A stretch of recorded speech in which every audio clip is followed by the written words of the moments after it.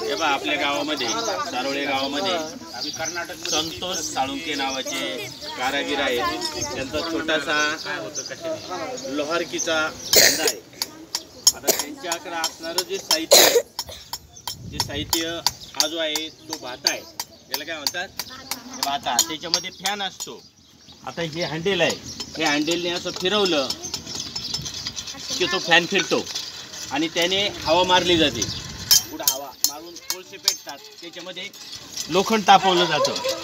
अशा पद्धतीने हे लोखंड तापवलं की त्याची विळी बनवायची. आणि हे जे आहे ते खुरपा आहे शेतकऱ्यांसाठी तण काढण्यासाठी हे खुरपं. त्याच्यानंतर ही आहे लोखंडी पकड. या पकडीच्या सहाय्याने हे कारागीर तापलेली वस्तू धरून या आयरनीवरती, ही आयरन आहे त्याला काय म्हणतात? आयरन. आणि या पद्धतीने त्या ठिकाणी ही वस्तू तापलेली अशी धरून ते त्या ठिकाणी ते वस्तू बनवतात. विळी असेल किंवा काही असेल. हा आहे हातोडा. ही छोटी हातोडी ही बनवण्याची जी विळीची पात आहे बरोबर. विळीचं हा शिंग काढायचं. हे बैलांना शिंग साळण्यासाठी. आता पोळायचा सण येईल झाला पण या ठिकाणी हे शिंग साळण्यासाठी म्हणजे शिंगांना जे काही आकार द्यायचा आहे त्यासाठी हे विळीसारखा हा भाग आहे. त्याच्यानंतर हा जो आहे हा घन आहे. मोठी लोखंडी वस्तू तापवल्यानंतर ती वस्तू तापवली की ती मऊ होते आणि तिला आकार देण्यासाठी या घनाचा वापर होतो. या ठिकाणी कुऱ्हाड बनवणे किंवा विळा बनवणे हा घन आहे. त्याच्यानंतर ही आहे कानस. तर याने या ठिकाणी काय केली जाते?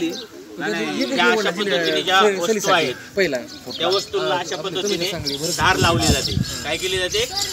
धार लावण्यासाठी ही पोलादी कानस आहे.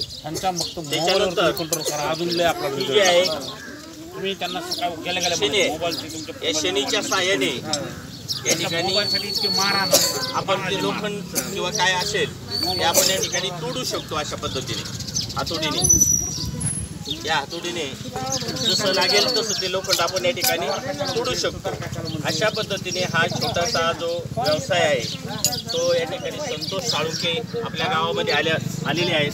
2-3 दिवसापासून ते आपल्या गावामध्ये हा धंदा या ठिकाणी चालू केलेला आहे.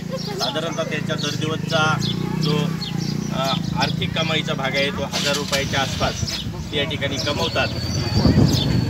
अशा पद्धतीने हा लघुउद्योग आयुष्यामध्ये आपल्याला उपजीविकेसाठी उपयोगी पडतो. ठीक आहे.